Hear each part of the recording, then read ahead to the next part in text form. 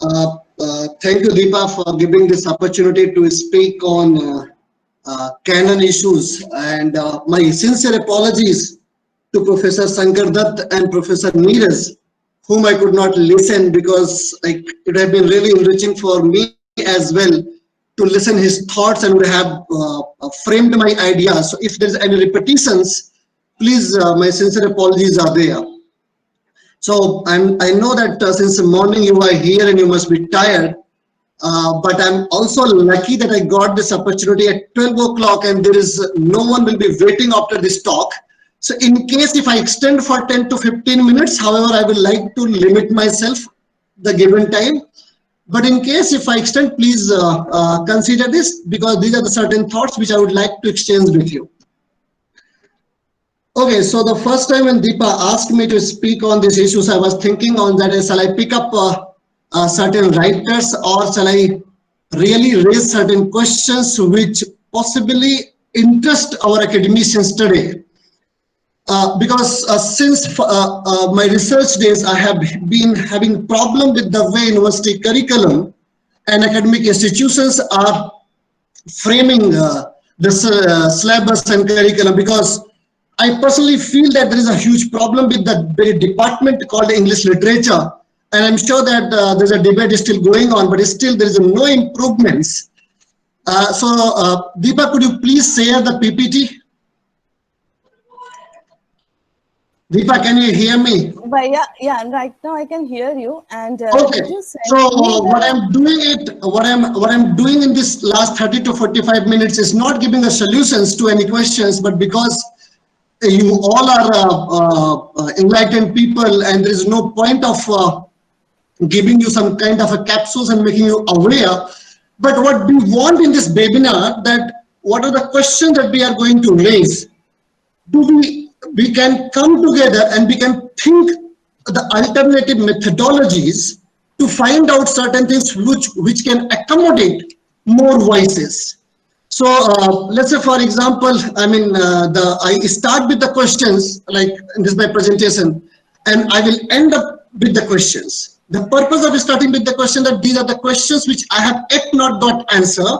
And if there is an answer, I have not got the implementation of these answers to any reputed academic institutions, because they are still continuing with the same framework which was provided by Western modernity. So shall I go on, and Deepa, you can share it later? I am continuing. Actually, I was not aware that you had sent. I am continuing with it.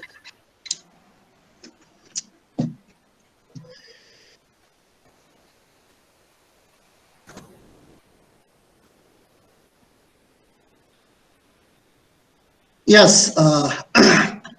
So more in the form of the answer, my lecture would be more in the form of the questions, because I need people over here to think on these questions and possibly debate and dissent and have a dialogue on these questions, and possibly to find out how to accommodate the concerns of Indian or let's say South Asian voices in the given framework. So shall we go to the first slide? Sure. All right.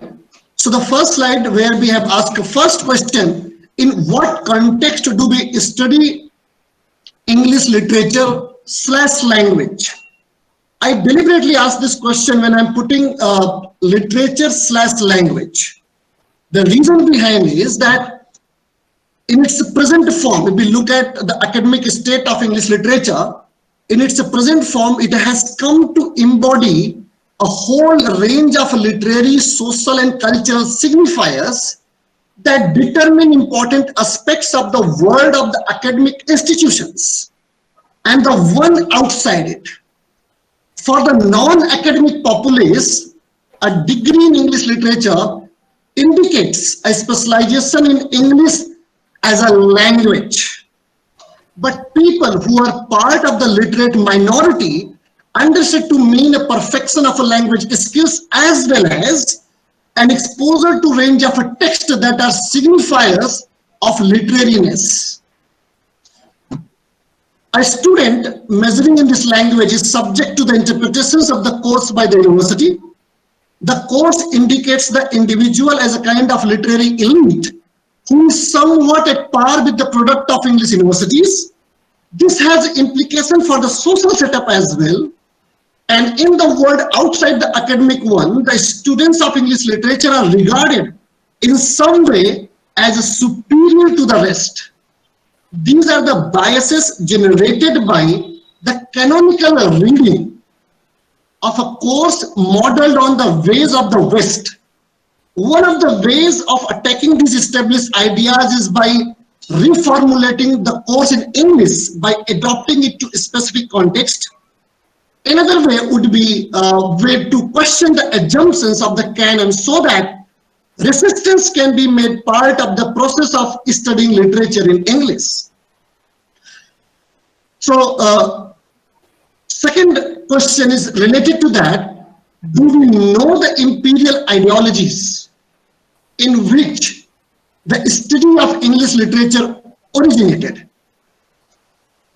I ask this question because still when we read, see the syllabus, we see that the people of South Asian or let's say Indian context are still continuing with the same model which was provided by either Macaulay or Arnold or F.R. Lewis or let's say T.S. Eliot or Newbold Report.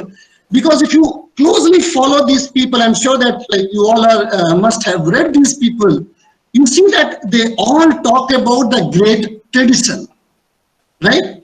So when we are reading these people and we know that they are talking about the Western framework, how can we still continuing with the same level?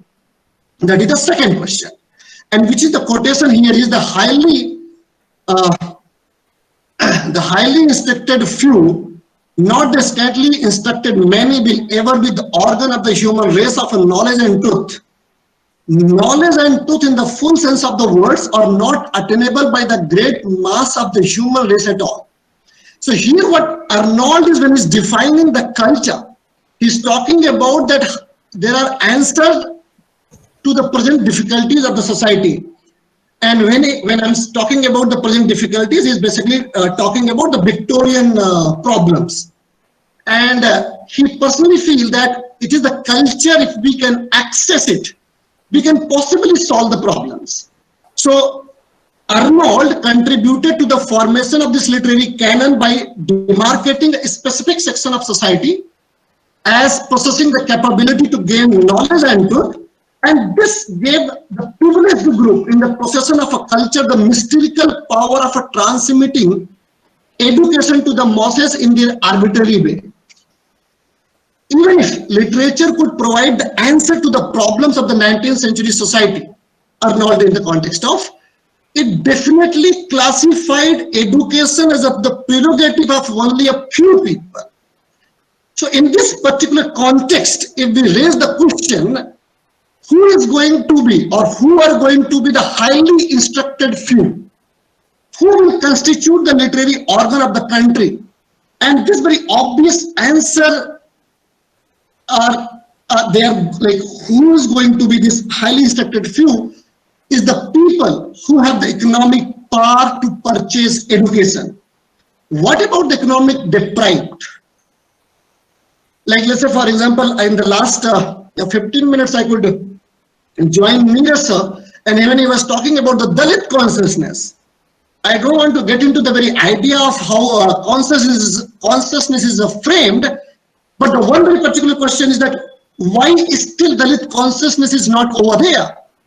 Is possibly the answer lies in this very basic question that possibly they are economically deprived, but Arnold does not delve into this question seriously.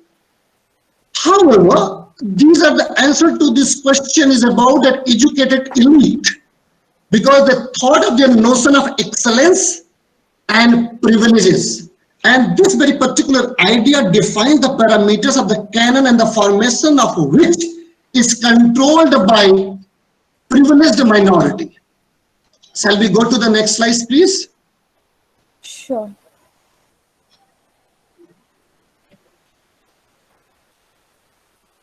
So these are the three of the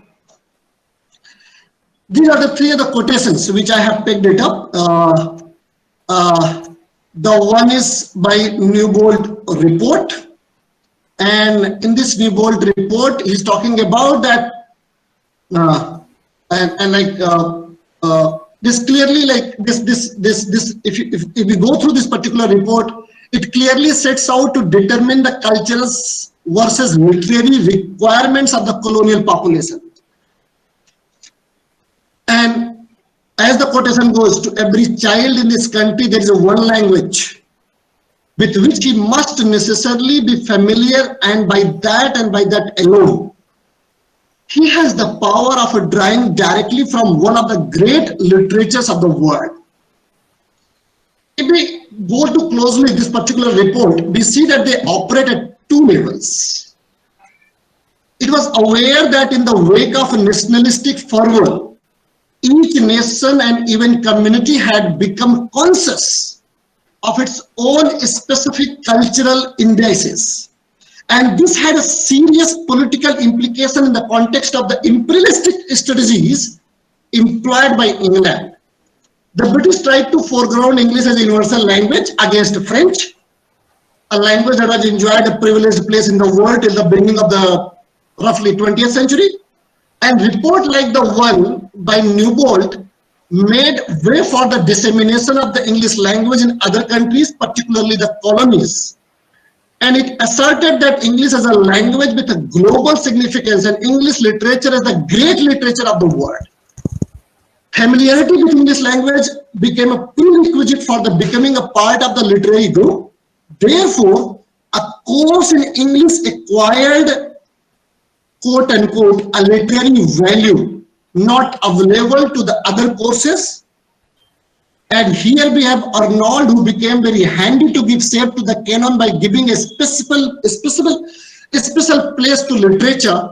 And the Newbold report elevated the English language to the level of a myth. And after the formulation of this report, English became entwined with signifiers that indicated power. And the teacher of this course, regarded as a missionaries by the report, became a people who had a significant role to perform in a society. So they would not only impart education, but they would circulate belief in the myth of Englishness. I'm talking about the role of a teacher now in the English curriculum. So they would not only impart education, but they would circulate belief in the myth of Englishness. A reading of English literature ensured a place within the larger canon in society, which means its power structure. Then this is the second one. The second one is by Macaulay, right? What Macaulay says, I'm sure that we all know the first half, a class of persons Indian in blood and color, but English in taste, moral and intellect. And then the second one, he says that because the second one is talking about that the language of the Western Europe. The first thing, I'm still had a problem with the Macaulay when he's thinking about the language of Western Europe, because does that mean that English become the language of the Western Europe, or still let's forget about it. So the language of Western Europe civilized Russia. So one, Macaulay believed that, okay, one side we have got the victory, and the second one is going to be that the Hindu. I don't know why did he use the word Hindu, but yeah, he used it, right? So what was the implication of this study of English literature for people outside the English context? That is the question, right? The question is, when we are reading this Macaulay's minute, and we are reading his quotations, as a student of literature, let's say, being very specific English literature, if we pose a question, what are the implications, or what are, or what would be the implication of the study of English literature for people outside the English context? This question is relevant for South Asian students because we know that the model of imperialism always project the ruler as a superior to the native. And thus, English language performs a dual role. On the one hand, study of English language perpetuates the myth of Englishness because the one native or the other can never perfect the language. So what is the dual role is going to be? The one that there is a myth of Englishness, and the second one is that the other with a capital O, they can never perfect the language. So here this emphasis in Macaulay's minute on education is on the consolidation of the British Empire in India. The aim was twofold. First, Persian with English as the official language in India. To replace Persian with English as the official language in India, and to posit English conduct and approach as an answer to the social evils in India, right? So this is a dual role. Why I'm like, let's say for example that obviously it may sound that Macaulay wrote some 200 years before, New Bold Report came some 100 years, 200 years ago, Arnold talked in some, and we had progressed much ahead. We are talking about a lot of new voices. We have subaltern, we have so on and so forth. I'm pretty aware of these things. But when I'm asking these questions, because I want we to reflect upon that, are we really successful in doing so? When I'm saying that the Macaulay, what he tried to do it 200 years before, what New Bold Report did it 100 years before, when Arnold is giving a solution of the particular crisis that originated in England by talking about its own culture. So are we not still in the awe of the role that was assigned to these people and it was performed over us? Do we have a particular text available? Let's say for example, it may be biased, it is open-ended, you can debate over it. Can we really speak in English?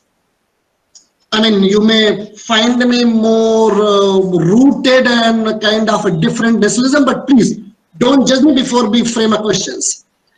Can we really talk about certain ideas or certain suppressed voices in English language? There's a possibility that I'm trying to evoke Nagugyo Thiong or decolonizing the mind, and also the one article that he wrote on the abolition of the English department. Because whenever I read English language, I personally feel that I'm not reading English language. I'm reading Christian Smith.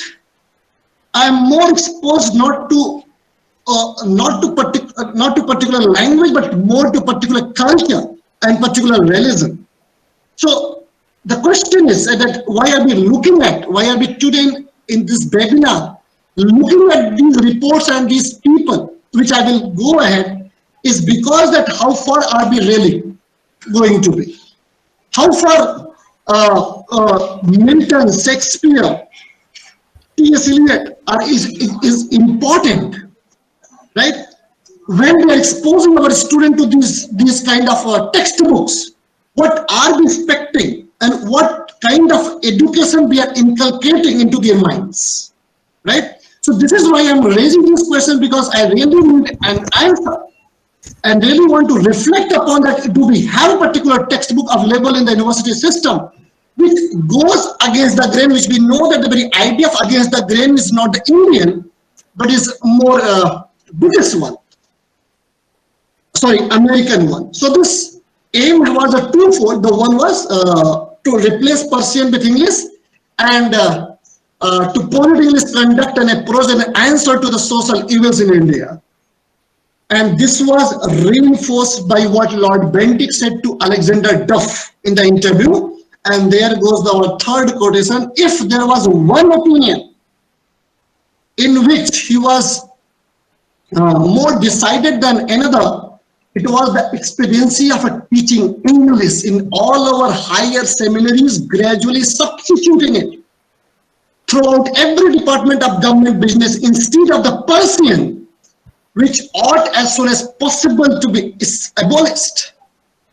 Right, I don't want to go into the constitutions because in the last few minutes, Professor Neeraj was talking about that English constitution and this bill, because when we go through English constitution, what kind of sensibility is imbibed in our Indian constitutions? Anyway, but that is a different discourse altogether. We will, there is none of right now discussion, but we can take it up. So this very association of English language with this imperial agenda is paradoxical. And these are the paradoxes which I feel some extent we were successful, but we utterly failed as well. And this, what is this paradox? It is one, is that it functions as a major point of a connection between the English and the Indian community. It made the Indians feel literate only if they gained proficiency in the English, proficiency in the English language, creating a Babu culture. At the same time, it maintained a line of a difference between two groups, privileging the English over the native. So the language of the native was derogated. It was thought that the sooner it was abolished and better it could be. And somehow or the other, the need was felt to evade native languages. Clearly, native language could be subjugated by spreading a canonical interpretations amongst the Indian masses.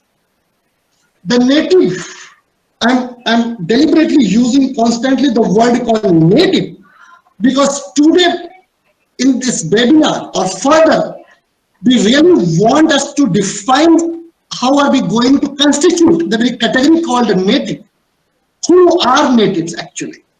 So the native are basically subsumed within the myth of Englishness and believed that the emulation of Englishness could provide the Indians with a refinement they otherwise lacked. In terms of social group, it introduced the idea of the elite, one who held some kind of a mastery over the English language, that the English language was privileged over other languages of India. It is not true still today. If they are obsolete, if their ideas are outdated, so the question is that what they intended, this English language is privileging over the other languages of India, is it not true? So the introduction of the English language in the Indian education system influences academics. That was least our concern, but what was major our concern, as well as social structures. So when we introduced English language in the Indian education system, it influenced its academics as well as social structures. Now one may say that are you being nostalgic or schizophrenic, that you are trying to come up with an idea that you want to revive your old culture. No, fine, I'm okay with this. But my question is this, that how are we going to reshape or reformulate, reconceptualize and rethink about our social structures? Or does that mean we are going to done away with this old social structure, whatever it was, just because it is called old? Are we going to done away with this? It is not being conservative. It's actually being progressive, right? I wish I could talk about GM Devi, I could talk about Ashish Nandi and others, but that will take a long time, and already 25 minutes have gone. So the infiltration of this language into the administrative system and the category of the literary elite affected the thought process of educated groups in the seats of learning. The universities of the first world had controlled through influence those of the third world, particularly in the context of imperialist domination. Even as we refer to the larger context of the third world, the example cited from our immediate context, a specific space in Indian society, Where do we have that specific space in Indian society? We are not suggesting, we are not talking over here that third world is a universal entity, or let's say South Asian will emerge as a universal entity, and this will coordinate in the case of India. That would be applicable to Africa, or let's say Latin America. The idea is to pose question valid in a specific problematic so as to generate the possibility of resistance in other areas. Because if we look at and see at the end of the 19th century, the establishment of Cambridge and Oxford universities signified the materialization of a struggle that stressed the importance of education. So I'm skipping the detailed discussion over it because I'm sure that I could tell some ideas what is. So shall we go to the next slide, please? Okay, so here we have the next question is that how do we understand by that sorry थोड़ा सा frame कर लेना, ये गलत pose हो गया. How do we what do we understand by the term called the canon? Let's say, for example, when we listen the term canon, what comes to our mind? What we think when we listen the term canon? Canon is not simply an aesthetic idea, right? Because still I see students talk about Shakespeare, talk about Milton, talk about Donne, and they say, no, Deepa, go back. Yes. Yes. So they say that, sir, they have universal appeal to our emotions, right? So when we listen to the term called canon, what do we understand by this? This canon is not an aesthetic idea. Okay, you may take it we may take it as an aesthetic idea, but it's not limited to that. It is not limited to that. It's a category that has a complex relationship with society, and it's a powerful zones. The nature of this complexity is that the canon as a term initially used in the context of the church. It was initially used in the context of the church, and it implied a dogma decreed by the church council. Canon also referred to a set of books that were considered as holy by the authorities of the church. In the present age, canon has started to signify the rules by which a certain set of books can be considered authoritative. The canonicity of the canon has become a yardstick to slot literary work as a mainstream or otherwise. So, when we go to the next questions, which we are asking, that is it not true that canon is always formed to suit the interest of the privileged people? Right? Possibly we have the answer that yes, we cannot deny this, and it goes without saying. And when we are reading particular literature, when we are going to read a particular literature, what is the relationship that it shares with a particular society? Because in the early 1920s, it was desperately unclear why English was worth studying at all. By the early 1930s, it had become a question of why it was worth wasting your time on anything else. So it is just a departure, the departure that took in a particular decade. And when we read Vygotsky, he fixes 4 different reference points for defining the term English. Is a nation, or a language, or a literature or as an academic subject? And if we take this understanding of Bergonzi, where are we? Where are we? Are we looking at English as a nation are we studying, or as a language, or as a literature, or as an academic subject? Shall we move to the next slide, please?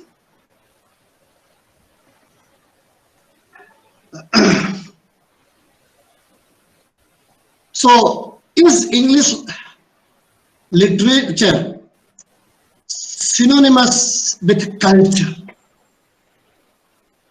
Are we reading a particular literature, or are we reading a particular culture? That is a fine. That's okay. What is the more important question which we must debate? Where is the Indian student? No, back. Okay.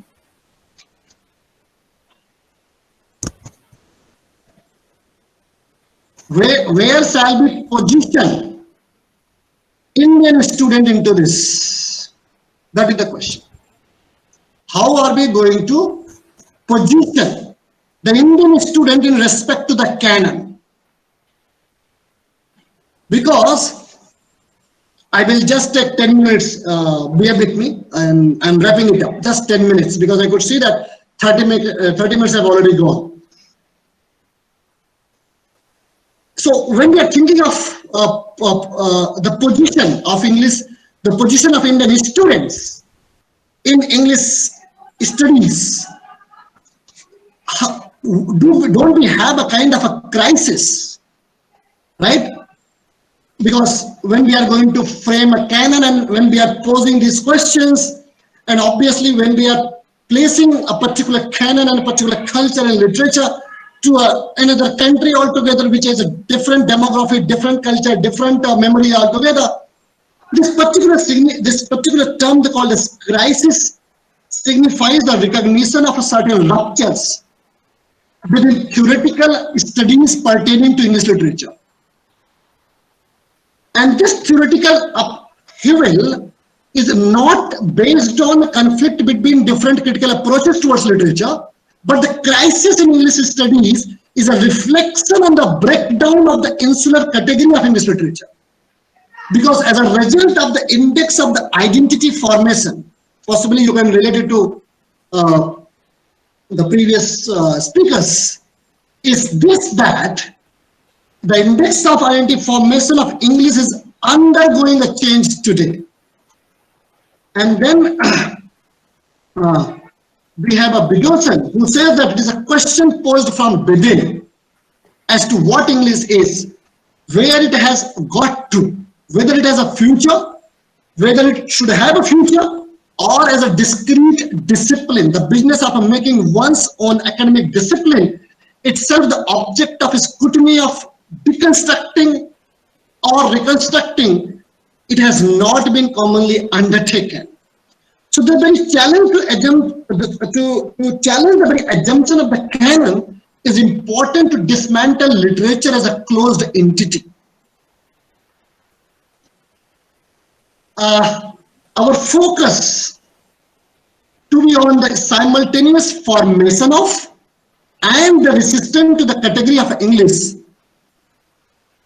And the same time, when we are studying the techniques employed for this process of deconstructing or reconstructing, possibly first thing we need to also find out the methodology. Do we have a particular methodology through which we are going to deconstruct or reconstruct to see whether they evolve new attitudes toward English? This very relationship between the indication of the myth of Englishness and the changing social political needs at a specific moment in history. This means that we can recognize a connection between literature and society where social transformation has some bearing on the literary setup. But when we are going for the research, or let's say for a teaching faculty, it is also be made to clear that does it support canonical text to maintain their superiority or to shun alternative readings of literature.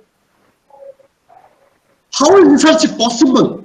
This is the question. How is the research possible without an understanding of an experimentation with different theoretical stances? Because I'm sure that we do research and we have students who are pursuing research. They use feminist theoreticians, they use post-colonial theoreticians, they use Marxism, so on and so forth. And they keep using and employing on the text which possibly has nothing to do, but because there is certain things to do with this, they use it. Can we see our PPT? There's a problem? Yeah. So how can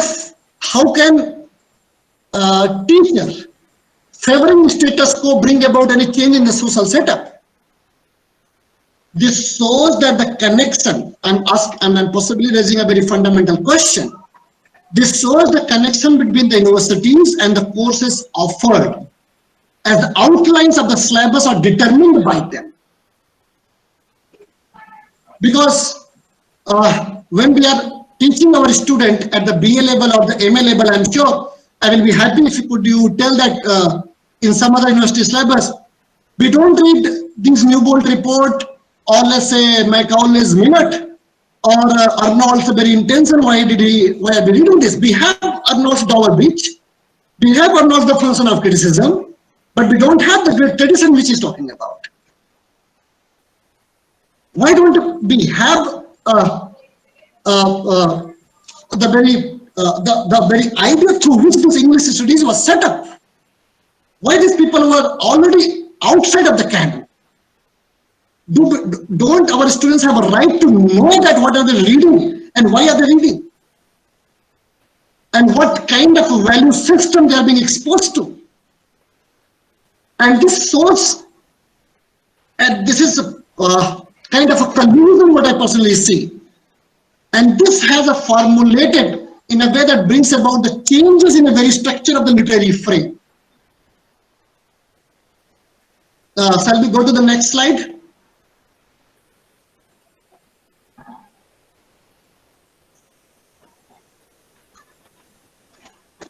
Yes. So this reciprocal relationship between the construction of a literature by modern criticism and the establishment of that English as a criticism in higher education is a nexus of a great importance in the sustaining of a liberal ideology, which is why when we say we are humanist or as a humanism, it goes without saying that we are actually coming from or we want to sustain the very idea of the liberal ideologies, right? I don't want to go into detail. I'm sure that we have already critiqued over it. And then here we have the another quotation that is by Widdowson, the crisis in English studies, where he talks about that is in effect being recognized as a construct of a criticism, while assuming and proclaiming its descriptiveness, its disinterestedness, its ideological innocence, has so constituted literature as to reproduce and naturalize bourgeois ideology as a literary value. So here what we see that when there is a very close formulation of the relationship between literature and criticism in the form of a reciprocal equation. Literature has its own specific ideological space and criticism is usually understood as a separate from it. Criticism is supposed to provide the methodological devices for understanding aspects of literature in their variety and particularity. But that is not true. What I am arguing over here, what we have been discussing over here is that it's not true. It's basically that criticism and the literature, they both correspond to each other. And this is the whole idea of debating over is that when we think on this question, we wonder what connection can possibly exist between literature and the economic system. And we must understand that society has label of power points that form as an integrated structure. And these power modules influence literature even as it tries to resist them. However, without an understanding of the connection between literature, society, and power, of fully formed resistance is not possible. We cannot form resistance until we understand the very collusion among literature and society and the power. Because the group called the literary elite continue to maintain its elitism by aligning with the dominant group even as it pretends to attack mainstream ideas. The bourgeois class regulates the ideological process of the literary elite, making literature reflect their interests. So here our target is those methods that construct the canon in terms of the value-laden statements. We have to caution the reader, we have to caution the writers, we have to caution our students, we have to caution our communities against the deployment of such critical theories. Because this bourgeois aspects of criticism is going to become an integral part of the British education system due to the simultaneous occurrence of certain social literary factors. Shall we go to the next slide, please? So here we have the questions. Here we have the question again, and possibly we need to find out the answer to these questions. The first question is, how are we going to decondition ourselves and resist looking for essential meaning within a text? Because as long as we look at it, I don't think that we are going to find out an alternate answer. Do we have a critical mass available today that can understand the meaningful relation between literature and society? Because still debate goes on and we have the people around that. You should understand the emotion that it generates. You should understand the sentiment that a poet is talking about. I have respect to that. But the point is that, are we not going to tell our student that, look, that there is a meaningful relationship between this literature and this particular society? Do we need to go and critique the entire romantic literature again and to understand that romanticism was nothing, it is just a flavor to protect the interest of the bourgeois? I mean, it will be very sweeping statement, but to a large extent, I'm sure that no one can deny this. So do we have methodology to question establishment criticism, or what we call progressive criticism? Do we have a particular methodology? If we don't have a particular methodology, then possibly the valid consciousness is going to be stay out for forever. If we don't have this methodology that can question the very idea of the progressive criticism, then Adivasis, women's, whatever consciousness we are talking about is going to remain outside of the canon. So, shall we go to the last slides, please? And here we are about to end that, because there are a lot of things, and because I could see that it's 12:45, and it is my job as well not to drag it for long. So here we have a triangle. The triangle is students, universities, teachers. What is the next question that we are posing over here? First, how are we going to formulate a connection between the universities, teacher and students? What is the connection between these three? Do we have the connection? And do we have even what kind of? Second, what about the space outside of this triangle that does not figure within this triangle, a student, university and teacher? What about the space outside? Outside you can take it from various ways, right? Possibly those who are not part of universities, or those who are not a student specific to English studies, or those who are not teachers. What about them as well? Are we going to leave them behind? And if not, then what are the ways through which that literature and criticism is going to be understood in terms of a theoretical construct without which their application is going to be sporadic and casual. Thank you so much.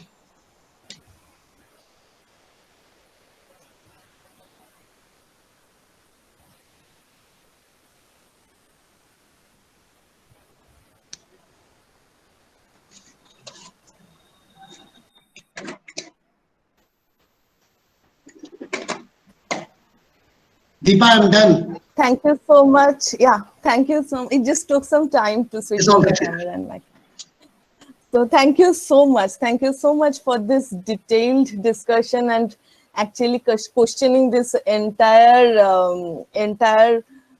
setup, or rather this entire paradigm of literary studies and how we are considering language to be. You have got quite a few questions. So without delaying any further, because we are already running a little short of time, little behind the schedule. So we will just go to the questions that we have got.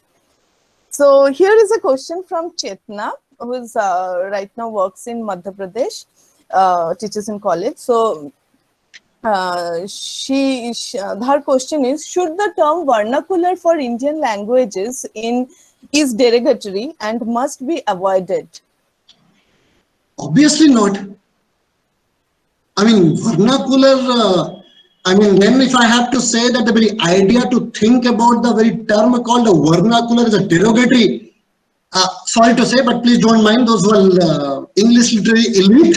Possibly it comes from there, but I'm pretty sure that later on we have accepted it and we are working on it, and there's a huge research are going on vernacular. But one thing, yes, and your question is relevant in the sense that I'm sure that we have professors over here. We can invite their suggestions as well. When the research on vernacular is proposed in English literature department, we are a little bit hesitant to say that it does not form our English literature, and which is why when I did my research from University of English and Foreign Language, Hyderabad, we were quite sure that which kind of a work is going to fit in which kind of a department. We have English department, we have a cultural studies department, we have film studies. So, but slowly and gradually, I see that if we keep posing these kind of questions, the very research on vernaculars and the wholeheartedly acceptance of the vernacular will be there for sure. Thank you. Thank you. So should we move to the next question? And it's from Priyam Francis, and she hasn't mentioned her institute affiliation though. So her question is the influence of Western culture limited to what textbooks we use? Will English and the kind of superiority associated with its use become redundant if we stop using specific textbooks and modify the syllabi? Okay, so she is basically saying that am I advocating or we need to done away with the text which we had? See, I'm not saying that we should done away, but because it can never be suggested, and I'm sure that it can never be any form of a culture where the other literatures and other culture will not be accepted. But what I'm suggesting is that when we say the very idea of the native, when we say that Indian student, how are we going to relate ourselves with the kind of a work which we are reading? Just a quick example, because my students keep accusing me कि sir आप जब देखो तब आप Shakespeare को ही use करते रहते हो, right? It's not that I use Shakespeare because I'm fond of Shakespeare, but because I know that most of the universities have Shakespeare for sure.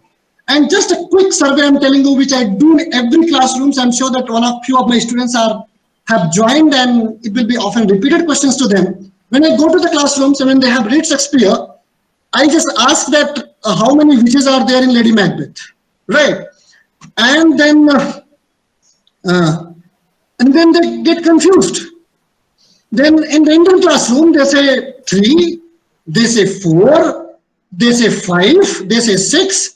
And when I said it, okay, who are these witches basically? And then you see the kind of answer we have, right? So the kind is that I'm not saying that we should not stop reading, we should stop reading it.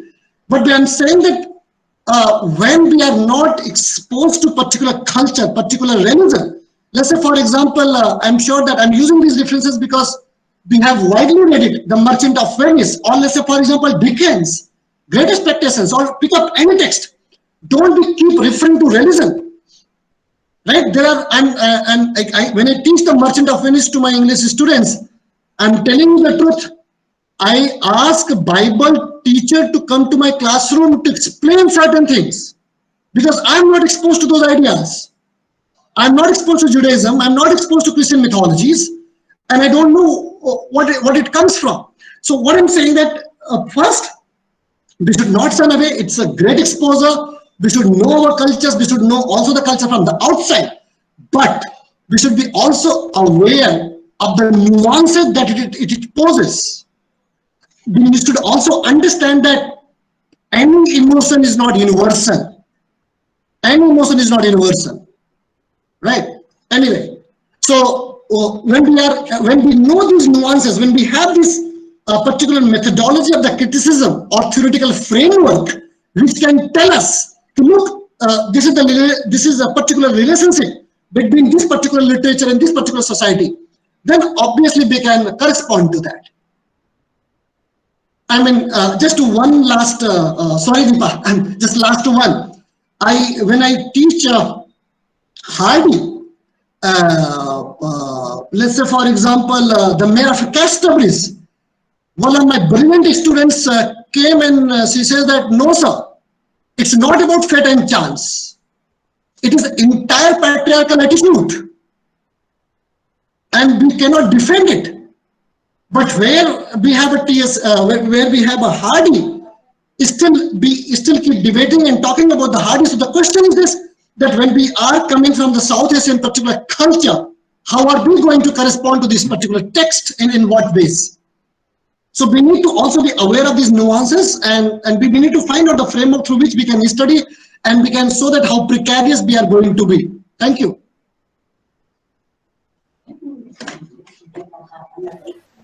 And please don't think that we are at all kind of concerned much about the time. Rather, we are going to put one more question if you are available. I'm okay. I'm okay as long as I don't fail to answer them. Because the moment I fail, I will tell a debate, right? Because we believe in dialogue, right? Yeah. So here is two questions which are like kind of in the similar line.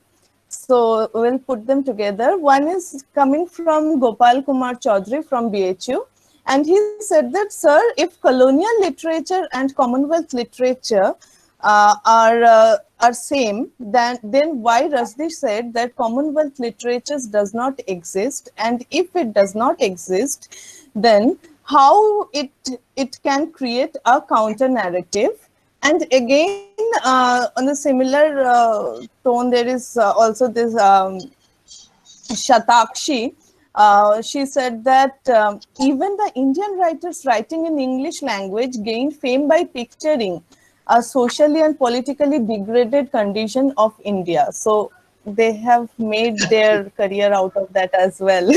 So if you address these two concerns. Okay, I think Gopal is asking about that.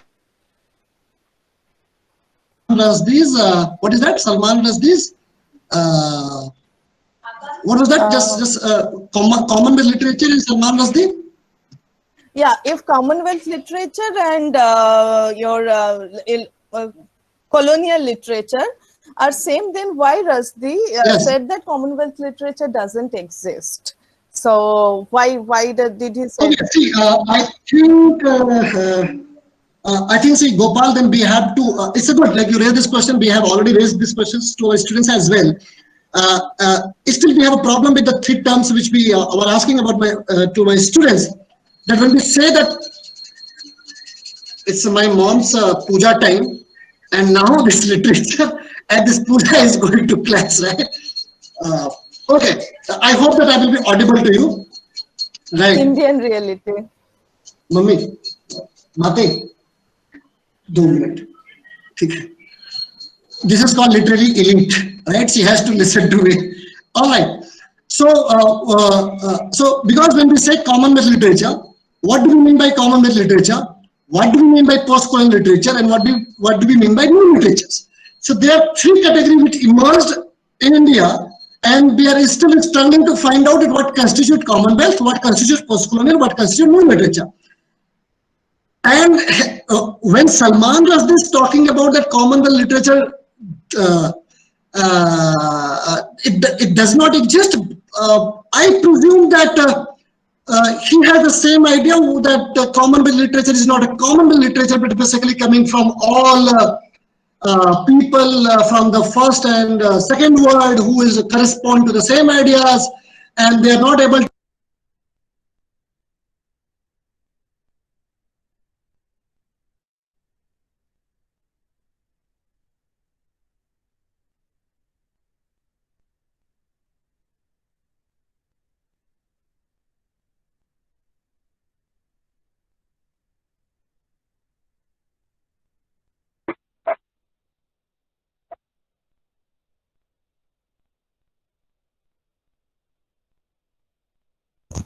Hello, hello. shift. Hello, Dr. Vivek Singh. If you can hear me, Okay, okay. yeah, Oh, your I'm so microphone sorry. got muted. Oh, I'm so sorry. Yeah. कहाँ तक हम बोल चुके थे? कहाँ तक हम बोल चुके थे?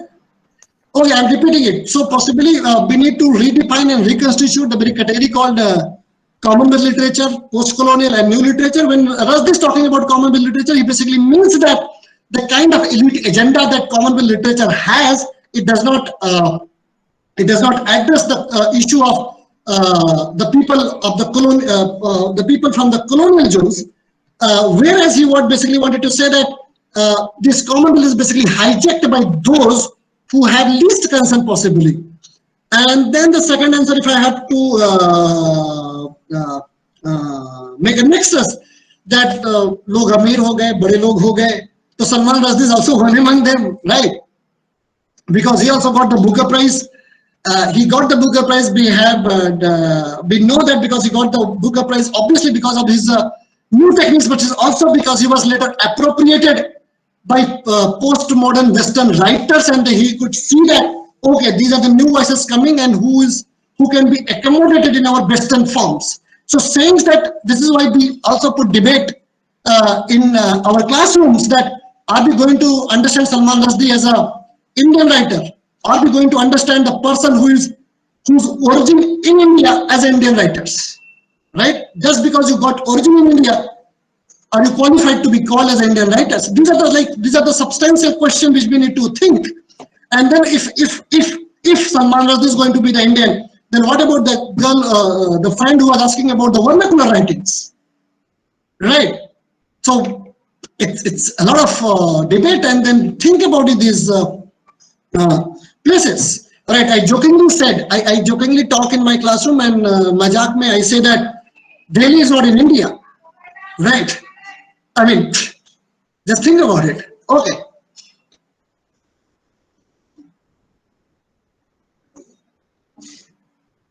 Deepa, you have muted now yourself. Unmute. Sorry.